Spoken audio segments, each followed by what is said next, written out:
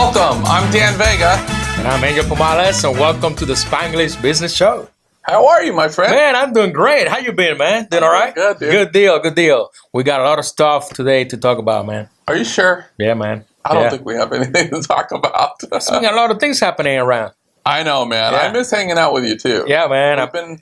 I saw that you called me recently, and I didn't have a chance to get back with you promptly, and I see that you're a busy guy. I see emails coming in my inbox Yeah. of you doing all kinds of things, and unfortunately, I'm not the greatest friend in terms of correspondence. Yeah, my emails probably said 1 in the morning, 2 in the morning. Man. Yeah. You're like up all night. I work 24/7, man. Man. I get some cat snaps, man. Nice. Cat naps. Well, I'm glad you're here. It's good to be back together for another episode. Good to see you, man. Good to see you. Yes, English Business Show. Yeah, man. Well, we at least come together despite how many viewers we have, right? Yeah, that's it. I mean, we'll try our best, you know. Well, I know that I saw a count recently. I know with like Roku has about 40 million viewers. I'm surprised that if there was a way that people could throw like eggs at us, they would. But fortunately, they can't. And we have a captive audience, so they're just going to. So we're doing good then. We're doing all right. We're doing all right. We're doing all right. So what have you been up to? You don't have an egg in your forehead, so you're good. No, I had one earlier. I wiped it off. I'm good, man. I'm good. We got all kinds of hurricanes coming in. Dude, all right. In the United States, it's crazy. Yeah. It's insane, man. This is like one of the busiest hurricane seasons ever. So your family, I know, lives in Puerto Rico. Yeah. We had a devastating hurricane down there. Have you communicated with them? Yes, I have communicated with them, and the situation is very fragile over there still, even 20 days after the hurricane. Yeah. It's very bad. So we know Houston got hit, Puerto Rico, South Florida was hit. South Florida. We thought that was coming our way, so everybody was preparing for a hurricane. The area I live was evacuated. And it kind of went right around us. We were fortunate. Yes. And then this past weekend, we had another scare. What's another system? Nate. Nate, Nate. A smaller hurricane. Hurricane Nate. On track to hit us, and basically went left, and we were fortunate again. We're like dodging hurricanes. And here we are. But we've been fortunate. We're getting set. Yeah, we're good. But our heart goes out to all of those that have been affected by so many natural disasters. Yeah, we had the earthquake in Mexico too. That was very, very sad. So, well, man has really messed up the weather, I feel like. Yeah, yes. Part, so. Yeah, but we'll get better. Yeah. So. All right, well. We'll keep them in our thoughts for sure. That's right. Well, back in the show, let me ask you a question. Ask it, baby. Ask away. All right. We had a good weekend this past weekend, even though it was on a little bit of rain. I have to stop you right there. A little bit of rain. So a lot of people think that we talk probably and we work up a monologue and here's what you talk about, I'll talk about. Honest to God, we don't do any of that. We don't talk at all before the show. Zero. On purpose because I just want to pay attention and find out what you're up to. So I really never know what you're going to say. So I just brace myself. I don't know what's coming, but go ahead. I'm going to ask you, what did you do last weekend, man? We had the hurricane coming, and so we didn't make a ton of plans. We got some rain. Honest to God, I have not been up to much, at least worth mentioning at all. It's been kind of boring. I've actually been working quite a bit. All right. And I got to tell you, I'm tired. You're tired. Okay. Well, I know you work a lot as well, and I put my share of hours in, not as hard as some, but we've mentioned this before. Part of my vision is to empower entrepreneurs and a lot of young entrepreneurs. And several weeks back, we mentioned on one of the previous episodes, I was speaking at an engagement, and we decided to give away, a bunch of scholarships to the university. Oh, that's right. I remember. Yes, absolutely, absolutely. And so I prepaid for this education, and part of my vision is to create 100 millionaires. And I've created many so far, but I'm not close to my number yet. That's amazing. And so I don't mind, and it's not just about creating wealth, but, we want to teach them success principles so they have more success in their financial area, but also in life and relationships. Very successful people, because I feel like there is a big difference between a rich person and a truly successful person who has their priorities, right? Yeah, absolutely. And so I've told one of my guys, I said, look, I've already paid for all these scholarships. I don't mind mentoring, but I'm not going to mentor people that don't deserve it. I want people that are going to put in the time, take it serious. I don't want to waste my time. Yeah, absolutely. So he's been setting up these calls. He's been reaching out to a lot of people. And I've been kind of like almost like an interview process, right? Yeah. And people are writing in why they should be part of this thing, and I'm just pretty, as I get older, I'm getting old. I'm very blunt, and I just say like, look, man, here's the way it's going to be. You're going to have to be teachable. Don't try to, you have to make sure that you're conducive for learning. Oh yeah, absolutely. And it's not going to be easy. But what I'm offering is my time and give you a real education on my dime. And I don't mind spending money and time on people that will appreciate it. That's pretty good then, man. Well, I feel like I was a very young guy that, came from, humble beginnings, so to speak. And somebody took an interest in me and mentored me. And I've had a lot of great mentors and I've been very fortunate. So I feel like I'm in that stage where I want to give back and do this. But I will say these young guys are wearing me out, man. Like they're almost interviewing me, and I'm like, wait a minute, man. I don't need an opportunity. Hey, so how can I get in one of your programs, man? No, how can I get that program? You have enough, man. Don't be greedy. I can make some time, I can make some time. Man, you have, how many retirements do you have? Like 5? It's for young people. You're too old. Oh, man. But I'm going to sneak in and try to get in one of those programs. We're like a disguise? Yeah, I'm going to sneak in. I'll recognize you from your accent, believe me. This is Angel. What the heck he's doing there? But so these guys, and I get why they're vetting me, because there's so many things out there on the internet of people that are coaches or want to help you, and then there's some kind of ulterior motive. There's tons of it. Tons. But I've spent thousands of dollars in this education. I'm offering my time, and I even said, part of success, it's not only giving them the right education, but also helping them create the right alliances, getting them connected, so to speak, with more powerful alliances in the right pool. And then potentially, if they don't have clarity of vision, maybe this will lead to an opportunity. So I'm in a position to provide that. But the first step is I got to get to know you, make sure that I feel comfortable working with you and help. Absolutely, that I feel that you will do something with this gift. So one guy earlier today, he's like, well, what else are you going to do for us? He asked me. And I told him, I said, I'm providing all of the education, over $10,000 of education. I'm going to give you $1 million education. I'm donating all my time. I said I would help you get better alliances and even make contacts. And also maybe potentially would lead to an opportunity where one of my companies may hire you. I don't know what else you want from me. Yeah. Like, what else do I do? I'm like, man. It's like, I'm not going to come babysit your kids. That's for sure. So anyways, it's very rewarding, but at the same time, I'm a little wore out. And sometimes you start thinking like, why am I even doing this? Yeah. But at the end of the day, there is some great people out there that. Yeah, I'm pretty sure, it takes a lot of work, and dedication from you. And we appreciate you helping the community. Oh, too. well, hey, that is something that, it's very rare to see nowadays. Yeah. So I appreciate for that. Well, thank you, Dan. I do my part, but sometimes I wonder, like, why am I doing this? Oh, but there's a lot of appreciative people also, but there's a few nut jobs. That's good. So what are we drinking today, man? Dude, I should be asking you that. I walked in; these were already on the desk. I thought you made them. I went to the bar, man. I started mixing stuff in and got some oranges. I haven't tried it. I got to be honest. I think I caught them wrong, but hey, it is what it is. I was trying to, put some orange flavor to it. Not terrible. It's not bad. Let me see it. Hold on. I don't even know what it is. So you were just like going like a mad bartender, just throwing stuff in there. It's not bad. It's not as strong as some of the things that you've made previously. How should we call it? You tell me. It's your drink. You name it. Taco Cat? Huh? Taco Cat? Cat Taco? Taco Cat? I don't understand what if you're you saying. say Taco Cat, it's the same. Are you taking like a taco? Yeah, like a taco. Just name it Taco Cat. I don't get it. You don't get it? No. Well, let me get some pretzels, yeah. Hey, man, Taco you Cat copy is from what me. you're saying. Mm-hmm, yeah. Why Taco Cat? I don't know. You tell me. I don't know, man. Let's just go with it. What about mimosas? This is not a mimosa. It's not a mimosa. Like champagne and orange juice. All right. I'm okay with Taco Cat. All right. Hey, if you spell Taco Cat backwards, it's Taco Cat. Yeah, it's Taco Cat. I'm with it. All right, cool deal. All right. Moving on into the news. How do you say Taco Cat in Spanish?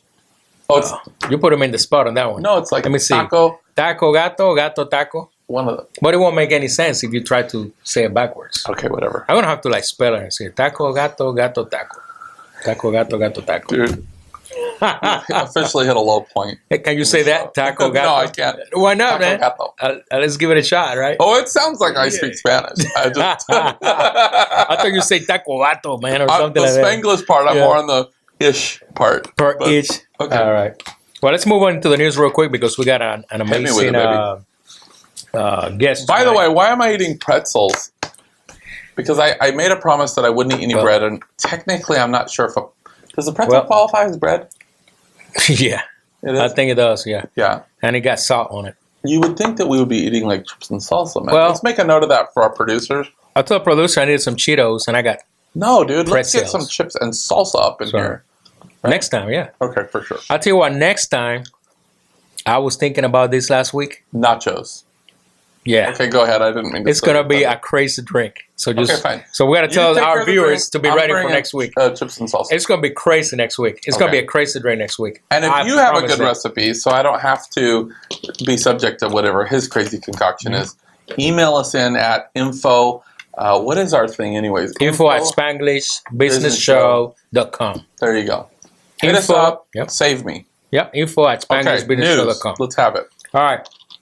You know, nowadays they're building all these robots. You know, Honda got their own robot, but you know, what if this lady? Her name is Alexia Park. She's from the Huffington Post.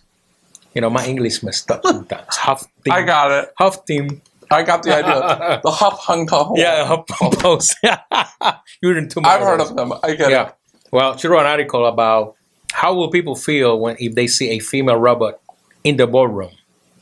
You know, like on a business, a female robot. Because, you know, the AIs on robots is getting better and better nowadays. They almost can think like you and me. Can I vote yes?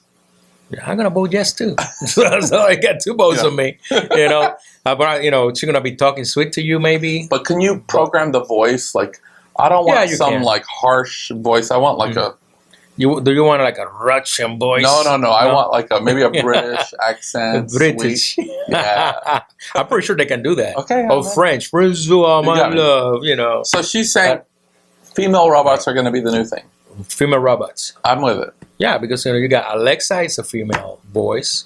You know, most of the cars nowadays, you know, the emergency thing is a female voice. Okay. So I'm not really up on the whole female to male ratio in the field of robotics, but I'll look into that. Yeah, well, it's a good article. Anyway, there was actually an article written all about that. Very interesting. Yeah, and then moving along with like Puerto Rico, you know, Tesla, you know, the big battery maker. They have this thing called a power wall. And what it is, it drags heat from the solar panels. You'll save it in a battery, and then you can power your house. So he's bringing thousands of those to Puerto Rico for the people of Puerto Rico. Yeah, because like 98% of the island has no power. That's crazy. So Tesla volunteered. They talked to the government of Puerto Rico, so they are going to help out.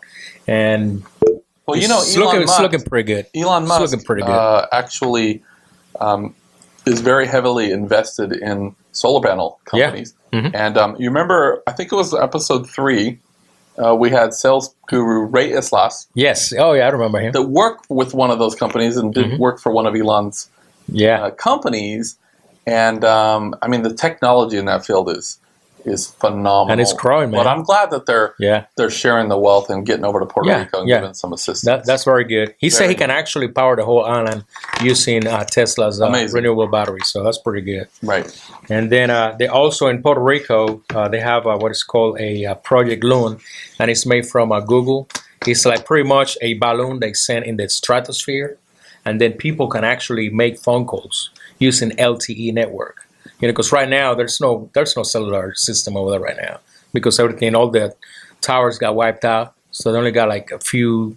They said about 10% of the island can make over there. Yeah, make things easier. Yeah, they test this thing in Australia and it worked 100%. So they say they're working with the FCC, trying to bring it to Puerto Rico. The FCC approved it. So next week, a lot of people in Puerto Rico hopefully should have. Nice. They can call their loved ones because I know I have to wait like 10 days just to listen to my mom. Yeah, and I'm sure the anxiety of finding out absolutely okay, and they want to know, in the internet, they want to go to Facebook and see what's going on with their families too, because a lot of people still don't know where their family's at. It's a lot of mountains, a lot of rivers got flooded up in the mountains. I mean, it's just a bad situation. So, Well, speaking of Puerto Rico, I'm very excited about our guest tonight, and he's originally from that area as well. That's awesome. Awesome. Very awesome guy, Oswald Rivera. Oswald And Rivera. Nice. he actually, when I think of Rivera, I think of the old Geraldo. Did you ever watch Geraldo that? Rivera. Oh, I used to watch him all the time. He would knock people out. It was a wild dude. Yeah. But anyways, Oswald, man, he's a decorated war veteran. Wow. In the Marines. He actually was honored the Purple Heart. Also, you're going to love this, man, but he's also a karate master. Oh, wow. Yep. Wow. Very, I don't know if he's actually karate or if it's some other type thing, but it's we'll something ask him. with martial or arts kung fu. as a master. We'll ask him. He'll be on the show. What's really cool, professional writer. So this guy's written 6 or 7 books. You know how difficult it is to attract the attention of a publisher, but this guy's done it numerous times. He's well known that is hard to do in the writing world. Very great writer. And we'll see if we can get him on the phone. Let's get him on the phone. Finish off my pretzel. Yeah. I can wait to talk to him, man. That's going to be awesome. Okay. You guys are going to get along because... so he's like a master. Yes, I think so. He's living in Vermont. Let's see if we can dial him up. Vermont. You know, I've never been in Vermont. I should go to Vermont one of these days. Vermont, all the way in the East Coast. Northeast Coast. Should be a lot Oswald of, a lot of pine trees there, too, in Vermont. Ask, man. Yeah. Good evening.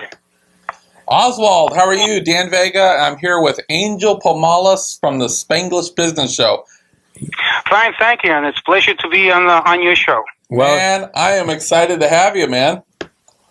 Likewise, I'm really looking forward to it. Thank you so much. Spanglish. By the way, Spanglish was my native language when I was back in New York. Oh, wow. Well, let me ask you a question. Thanks for being on the show today. This is kind of a weird question, but when was the first time that you remember you start talking Spanglish? The first thing I remember is I talking Spanglish? Yes. El mapo. El mapo? My grandmother would say, go and get el mapo. And el mapo was the map. And then eventually it was, ¿a dónde está el shopping bag? And that was the shopping, of course. Mira, vamos para la yarda. That was the yard. The yard, and on and on and on. Oh, but the first one was... I can get by with some Spanglish. I can make that work. Yeah, that's true Spanglish there. Okay. That's true Spanglish. That's awesome. But it was a map of my grandmother who really got me into the language. Nice. We're a little bit late in calling you because Angel, we've been airing for a little while. We've been talking, and Angel's been making me drink on this show. So he's actually concocted some type of a drink that he's named. What was the name of it? Taco Cat. Taco Cat. Oh my! Okay. Now, would you say that like taco gato or gato taco? What's the proper? Or does it? I would say I guess I would say gato taco. Gato taco. Gato taco. Yes. So I guess the reason that I don't know the reason why he named this drink Taco Cat, but the cool thing is we both agree that if you spell Taco Cat backwards, it spells Taco Cat. So that's all I needed to know. But we've been messing around and. We didn't want you to think we forgot about you. No, in other words, you have is a palindrome, something that spells forward, the same forward or backward, basically. Yeah. Yeah. That's what it is. Yeah. Yeah. Back in the days. By the way, when you get a chance, I like to get the recipe for the drink. Oh yeah, absolutely. I'm not sure if you want this recipe, but we will get you a recipe that's maybe from one of the previous episodes. We'll hook you up. We got a different drink in every episode, but we'll hook you up. Well, in the taco gato, you have a deal, my man. Oh, thanks, man. I appreciate it. So listen, good deal. We were talking a little bit about your intro. I know that you're a decorated veteran, spent years in the Marines. Is that right? Yes. And was actually awarded the Purple Heart. Did I read that right? Yes. Wow, that's. Thank you for your service. That's amazing. That's amazing. And thank you. I know you've had a lot of success over the years. You're one thing that I love is you're a very disciplined guy, and you had some personal issues that you worked through martial arts. We'll talk about that, and also you've had a heck of a writing career, published numerous books. But before we get to all of that, tell us a little bit about your background, where you're from, how you got started. Okay, well, basically, I was born in Puerto Rico. And my parents, we came here when I was 5, 6 years old. I lived most of my life in New York City. I'm a product of the New York public school system. Doesn't say much for the system, but I got through it. I went to Vietnam. I came back, got into writing, and my other avocation is martial arts. I've been practicing Wushu, which is a form of Kung Fu. It's the oldest martial arts around. It's about 5,000 years old, and I've been practicing it for about 40 years now. So basically, that is my calling. At the moment, it's along the way, I got very interested in cooking. I'm not a gourmet. I'm a gourmand. I'm Puerto Rican, and we love to eat and drink. And my first cookbook was Puerto Rican Cuisine in America, which has gone into its third printing, and it's all the great recipes that I got from my mother and my grandmother, and that's it. So that's my avocation right now: writing, martial arts, and cooking good meals for friends and family. So you can cook some good cuchi fritos. Oh yes, I love cuchifitos, man. Nice. I mean, especially blood sausage like morcilla. Yeah. I love morcillas, pork crackling. I mean, all that. I love that stuff, I'm a cuchifrito fanatic.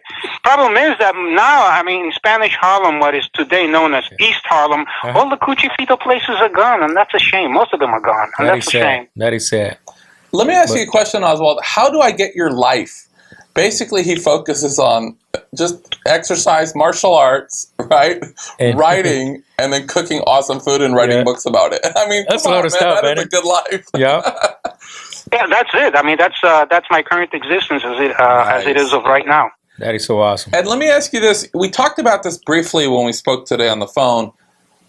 So getting out of Vietnam, you saw some action.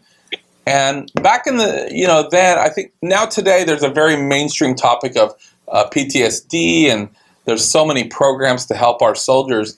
But back then it really wasn't as big of a conversation. It was kind of like, hey, suck it up, and move on. Yep. Tell me, kind of take me back to that place. Did you have much of that? I'm sure you did. Much mental and emotional damage as well as the injuries? Well, like most veterans from every war since time immemorial, I mean, I came back with, I had some issues. In other words, I had some pent-up emotions that needed a release. At the time, of course, we didn't call it PTSD. In my father's generation, and he served in the Pacific in the Second World War, it was called shell shock. And basically, that term was still being used. In terms of PTSD, that had not yet become coin of the realm. Sure. But yes, we all have it to a certain extent, and we all deal with it in different ways. I dealt with it by basically writing. I mean, I found that giving voice on paper to my emotions fulfilled the emotional need. This atonement that I had to and this consensus that I had to come to. I had to become centered and come to deal with many things about myself and my existence. And writing was a catharsis, was a way of doing that. And you mentioned that people deal with those things kind of different. We know that some people become very suicidal. Other people turn to different vices. You mentioned today you also had kind of an outlet of maybe anger. You had a lot of anger. How did you deal with that? Well, in my generation, unfortunately, a lot of my fellow veterans, in those days, what they dealt with it was through drugs, opiates, or drinking, or alcohol. And they self-medicated a lot. What I found out was that I needed to release well, how can I say it? I came back with a huge chip on my shoulder. Mm-hmm. And I had contain this rage, and I found out that the best way to contain it at the time was through martial arts. I was lucky enough to come to a school. I came across this school where they accepted me. They took me in, and slowly but surely, I started the road back to sanity, mainly through my martial arts training. Is that in New York? New York. Yeah, also? And in my training, we emphasize a lot of meditation, concentration. That's what we call, stilling the inner being, and that really helped a lot. I tell you what, I love Kung Fu. I'm in the military myself. I did over 22 years, and I was stationed in Hawaii, and I was taking Kung Fu, but again, I had orders, so I had to leave. And Kung Fu, it's a very different art than all the other, karate. It's nothing like karate or anything like that. It's very different. You have to use all your mental abilities, and you gotta be strong for it, because the exercise that we used to do, oh my God, I used to sweat like in 10 seconds. You were already sweating. Yeah, he can tell you. Oswald can tell you about it. I know. Is this Kung Fu? You see a lot of these, and I don't know if it's really like this in real life, but you see a lot of these masters that are not spring chickens. These guys are in their, 70s, 80s, even old, and they're still doing it. Is that kind of the way it really is, or is that more portrayed? Yes, no, that's the way. With us, that's the way it is. My grandmaster, Alan Lee, he's in his 90s now. And he still goes out on the floor and shows you and demonstrates ground fighting and does all these things. And I figure when I want to be his age, I want to be as spry, I want to be as young, I want to be as limber. And that's one of the reasons I pursue the art. In other words, at my level, I'm not interested in learning another punch or learning another kick. I know how to fight. What I'm interested in is prolonging my life, my health, and doing the best I can in terms of really, maintaining as much as I can as I age. Of course. With that being said, let me just ask this question. How bad are you? Like, I have to find this out, honestly, Oswald. I'm sorry for the question, but like if some guy tried to mess with you or grabbed you from behind, would he be in real trouble? Let me say this. You got my website. Go check my website and go out and see the competitions and the tournaments I've been in. Just check out some of my check out some of my videos that I have on the website. Okay. And I'll let you make up your own. I feel like the answer is overwhelmingly yes. They would be in trouble very quickly. No, not really. Let me preface that by this. In our system, my grandmaster, in a sense, he's a pacifist. He said that at all costs, avoid any kind of confrontation. You have to avoid any kind of confrontation as much as you can. Only when your life is in direct threat, in danger, or someone you love is in danger. Otherwise, you do everything you can to avoid any kind of confrontation. Yeah, that wasn't the case of Van Damme. He always got in trouble. Yeah, well, we all have our demons to contend with. Yeah, for sure. Yeah.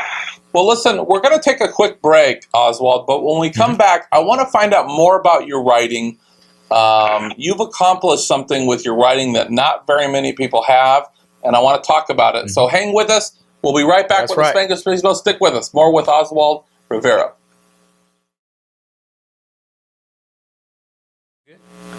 Welcome back, everybody. Welcome back to the Spanglish Business Show. That's right. I'm here with my good friend, Angel Pomales. That's it. And we've actually been talking with Oswald Rivera, decorated war veteran in the Marines, honored the Purple Heart.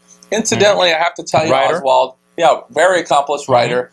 I had the privilege to interview Oliver North not too long ago. And we got to really rapping. And, of course, the guy's decorated with so many different things. And I asked him, I said, this might be an unfair question, but out of all the medals that you have and Silver Cross, this, that, is there a particular one that really stands out or has a special meaning to you? And he said, well, he's got a very dry sense of humor. He said, well, probably the Purple Hearts, because they give those to guys that don't run fast enough. Wow. That's true. That was his answer. And I'm like, oh, yeah, makes sense. Okay, sorry. Yeah. Well, it was first initiated during the Revolutionary War by George Washington. So it goes back to that. It goes back to that time. Big history. Well, I want to talk a little bit about your writing. Certainly, you're a guy that has overcome a lot of things. You've seen a lot of things, and then you even overcoming some of your personal challenges, you've found solutions like martial arts. You've developed a real discipline and figured out how to really thrive as a person. And I know that you've channeled a lot of those life lessons that you've learned into your work. And they say if you do what you love, you don't work a day in your life. I know you love writing, and it's in your soul. And you've actually been very successful at it. I know that you've printed you've actually published several books, and most of us know how difficult it is to attract a book publisher. Getting a hold of a book publisher is extremely difficult. So let me make sure I got this right. 1990, you actually Fire and Rain, which was a novel of Vietnam, you actually were published through a publisher. And then The Proud and the Immortal was also picked up by a publisher in 2003. This is a good one. Pharaoh's Feast. Oh, wow. From Pit Boiled Roots to Pickled Herring. This was actually put out in 2003 as well. Again, picked up as a publisher. Nice. Feasting with the Ancestors, published by History Press in 2004. Puerto Rican Cuisine, that's the one I'm going to have to figure out how to get a copy of. Yeah. Angel was nudging me about, hey, you got to try some of these recipes. We're going to get his book, and we're going to cook it here, and we're going to bring it to the show. Oh, my God, how good. Oh, yeah. Guarantee we're going to do that. That sounds great, guys. That sounds great. And then The Centurion, published by Pegasus. Tell us a little bit about that book. Centurion. Oh, boy. You may open up a can of worms.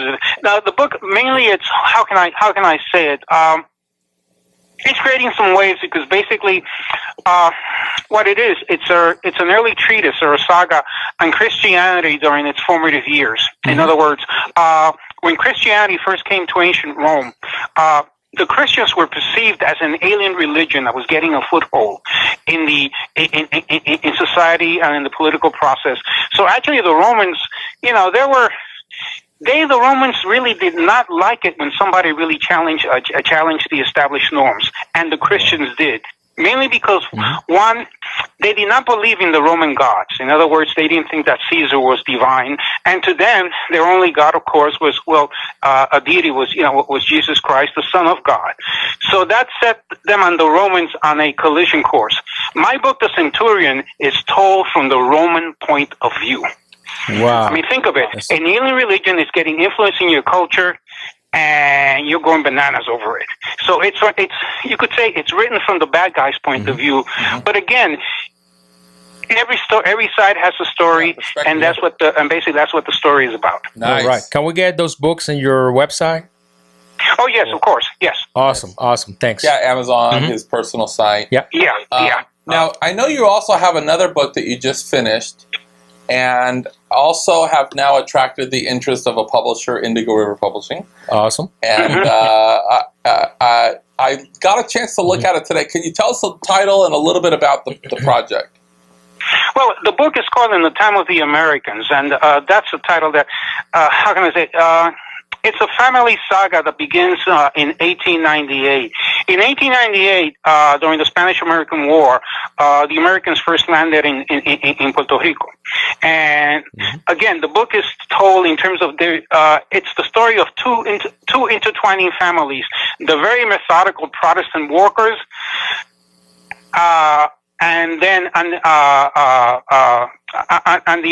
the other hand, you have a Hispanic families as well, who and they're at the antithesis of each other, and basically the whole thrust of the book is how these two families interconnect and interchange throughout through the century.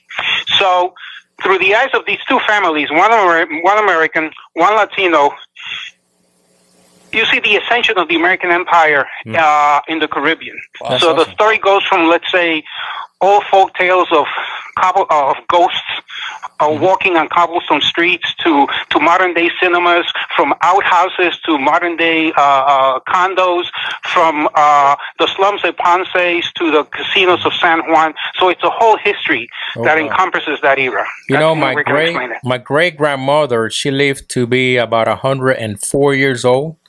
And when I was a kid, every time I paid her a visit, she used to tell us, because she was born in 1888, I think it was. 1890. Oh, wow. Yeah, she was born.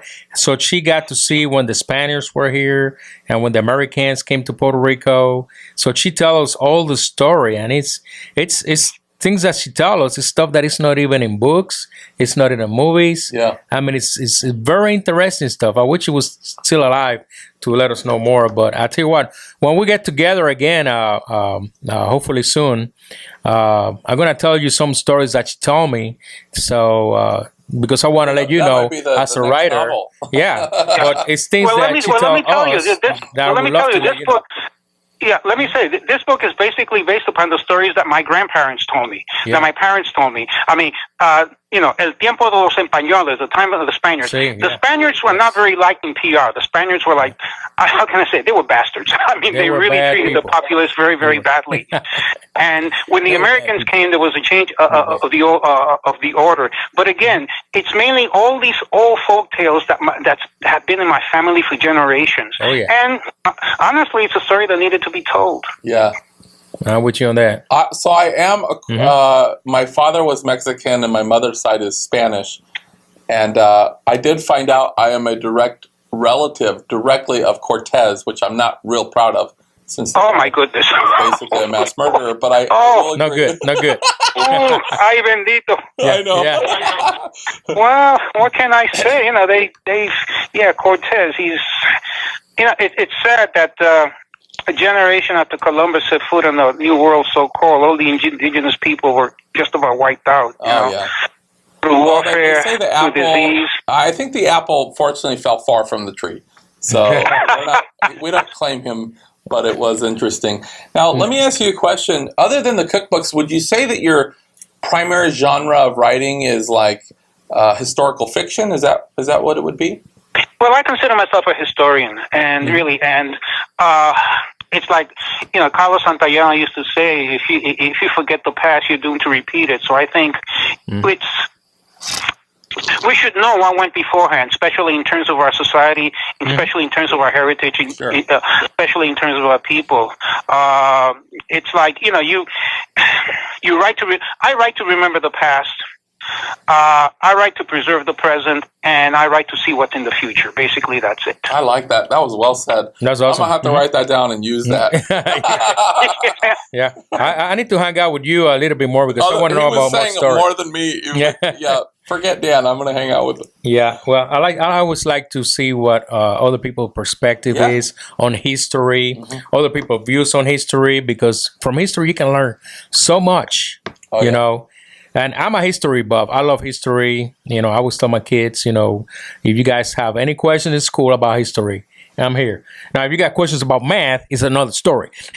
Yeah. Join the club. Yeah. But history, hey, ask me any question. I'll help you guys out. So let me ask you this, Oswald. Every great entrepreneur, businessman, even successful writer, all of us started off as somebody else's fan. Right? So what were some of the guys, particularly in the writing, that you kind of modeled after, that you would look at as some of maybe your inspirations or mentors?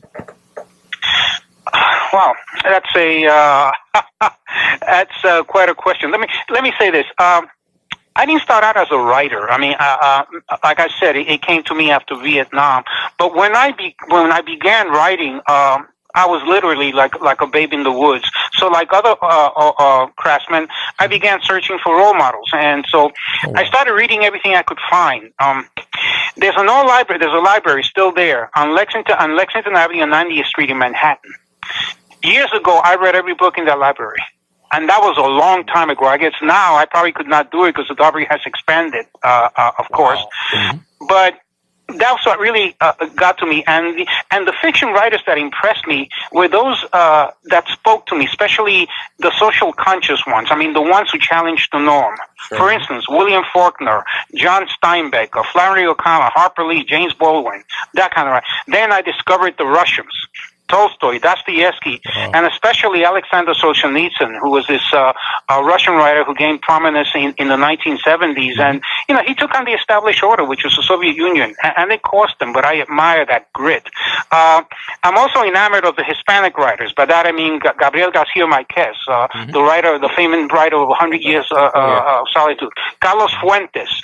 who wrote the Old Gringo, Mario Vargas Llosas. So these are the people that influence me, and in some way, I hope that I can influence somebody else along the same journey. That's amazing. Well, you're certainly on the right track for sure. Becoming a published author in itself through an actual publisher is an accomplishment itself. Takes a lot of discipline. You've done it not only multiple times, but you've done it well. And I've even looked at your writing myself. It's very well done. You're a great storyteller, but you also are very accurate in your history and really preserving things that many people have forgotten about, and really, giving us a window for things that we can look at towards the future as well. Let me ask you this. How important is it, do you feel like, to find a mentor? You mentioned that you looked at these guys as a mentor. In the martial arts, you also had these certain masters teaching you. In life in general, how important do you feel like it is to find a great mentor or role model? Well, let me say, in terms of my mentor, it came through a very indirect way. I am a product of the New York public school system, which, to be honest, leaves a lot to be desired. At the beginning, I was placed at the bottom rungs of the educational ladder. However, apparently there are really guardians, because I was saved by a great teacher, Mr. Maurice Friedman. Mr. Friedman, he saw something in me, and he inspired me to search, to question, and even to attend my first opera, which is a form that I came to love. So, Mr. Friedman, up there in heaven, know that I thank you, and you live in my thoughts. Let me say this: a good mentor is priceless. Yeah. How old were you when you met him? Oh, I must have been in my just about my late teens. Wow. I was my early to mid late teens. I was a PS-25 in Manhattan, and again, I was really, at that time, like I said, I'm a late bloomer. I was affectionately known as a dummy at the time. But Mr. Friedman, thank his great heart, he saw something in me and really encouraged me to pursue my goals. And everybody needs somebody like that. I mean, he was the one that saved me, basically, and I owe him a great debt. Wow. You really never know when you're speaking with somebody, whether it be about their writing or cooking form or whatever. You don't really know at the time when you're making an impact. I've had people write letters and say, years ago you said something that was so meaningful, it really made a difference in my life and impacted me. And they'll spell it out for me, and I'm like, man, I don't even remember saying that. So at the time, what seems to be maybe a fleeting moment to us, or some guy talking to some guy in his kid in his teens, they might not realize the impact they're making. But years and years and years later, the guy that you've turned out to be, the success you've had, largely was due to another guy showing an interest in you, exposing you to different things in life, and it's so valuable. Absolutely. No, it is. I mean, mentorship, I hold that in high regard. Yeah, saves you tons of years in the game. They say that most successful people, at the end of the day, whether it be in business and writing, whatever, are really just become high-paid storytellers. Is there one particular story that you have over the years that maybe you use now when you're talking to your peers, that you draw off of, or that maybe has had a real life lesson or impact in your life? Well, let me say this. I may be a storyteller, but I'm definitely not a high-priced one. Besides, my storytelling isn't really about the amount of money attached to it. It's about connecting to the past and the future. It's about, piecing together all the changes in our daily life. In lieu of a story, I could say this. I did come across a saying many years ago, and I made this saying my mantra. And the saying is this: to be alive is to be committed. That's very true. Yeah. Okay. And that's the motto that I live by. Yeah. And you've had your share of living through great, amazing stories. I'm sure that the people close to you have no shortage of stories. Probably. No, that is true. I mean, I especially in my family, they're an ending. They're an ending source of what happened. I mean, all the way from ancient history to now to this time. Yeah, but then look around you. Life is full of stories yet to be told, adventures that are yet to be experienced. One never gets old with that. It's there. It's like, what was it? That famous book Auntie Mame, where she says, she tells everybody that that life is a banquet and most suckers are starving to death. Yeah. Well, life is a banquet. You just have to go out there and enjoy it. Yeah, I love this. See, I feel like you're rubbing off on me right now. Just being here in the interview, I feel inspired. Well, thank you. I really like appreciate going out it. there Thank you. I think We're I out the can world. I'm going to go conquer the world now, Yeah. Angel. Well, listen, we're Okay. going to take another short break, and when we come back, we're going to get into our lightning round we call Conexión Rápida. Yeah. And Conexión Rápida, why not? we're going to hit you with some quick questions, give our audience a chance to get to know you on a more personal level. So stick with us. We'll be right back, more with the Spanglish Business Show. Don't go anywhere. That's right.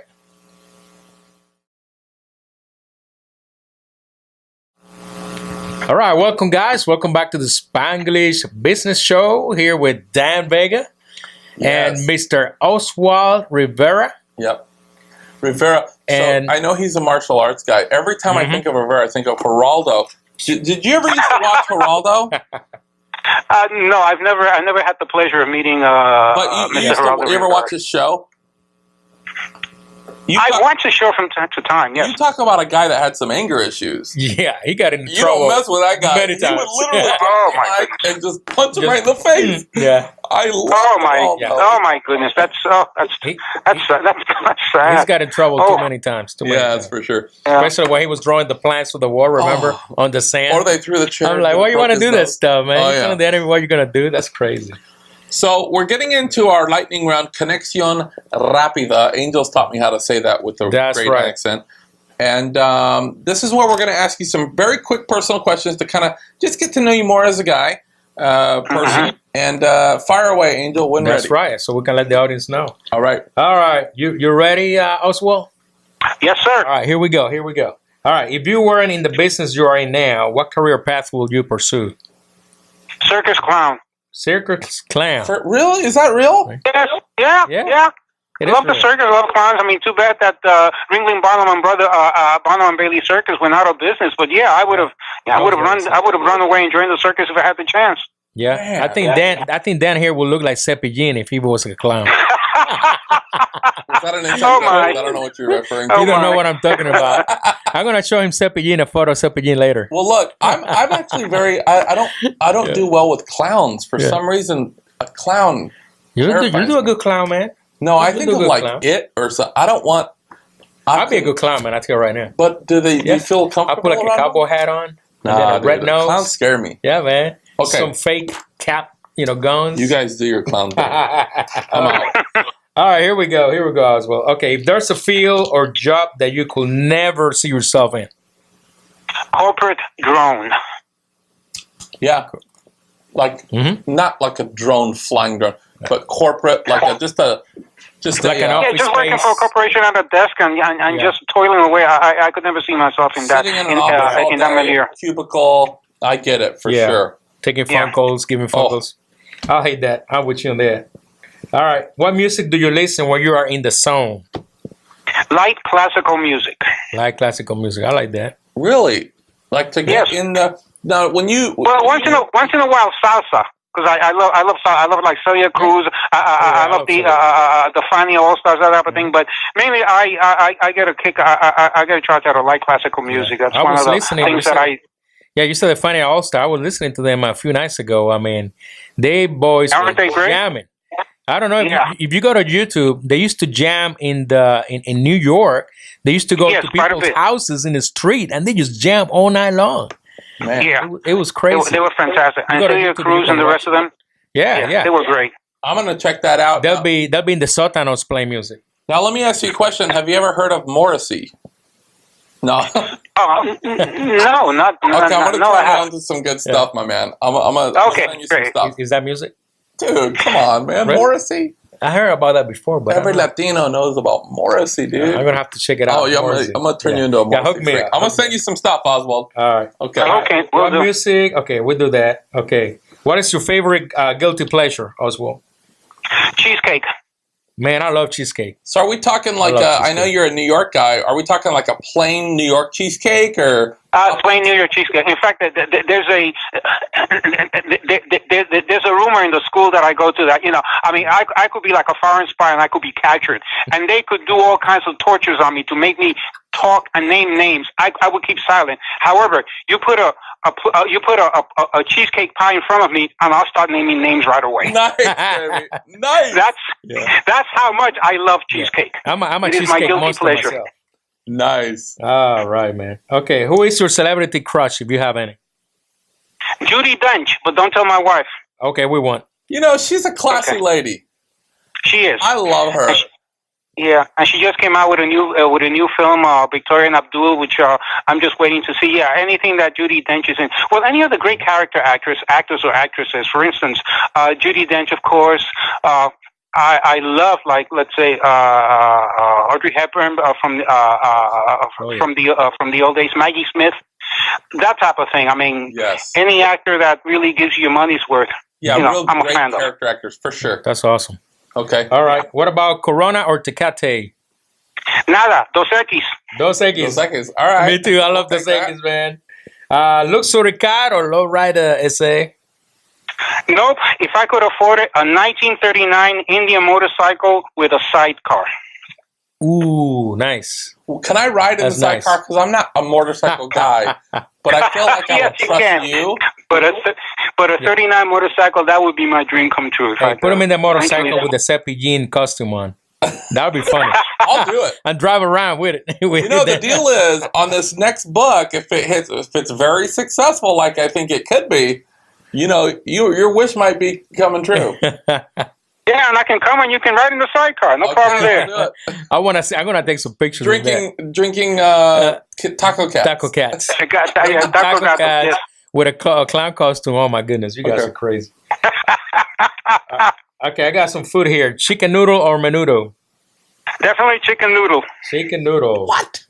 You like chicken noodle? Yeah, Yes. chicken noodle. Come on. He's talking about the real chicken noodle. He's like, A real chicken noodle. Jewish penicillin. Yeah. He wrote a cookbook. He's He'll okay. kill the chicken on I the get it. spot, He's a throw New the York parts guy. in there. I got it. Yeah, the real deal. Yeah. All right. Name a super gigantic goal or gigantic goal that you have in the future. Pulitzer Prize or Nobel Prize. Wow. Nice. That's amazing. He's the type of guy, though, that could do it. Like, I don't yeah. think I'm ever up for Nobel or Pulitzer. I don't Yeah. do anything that grandiose. That grandioso.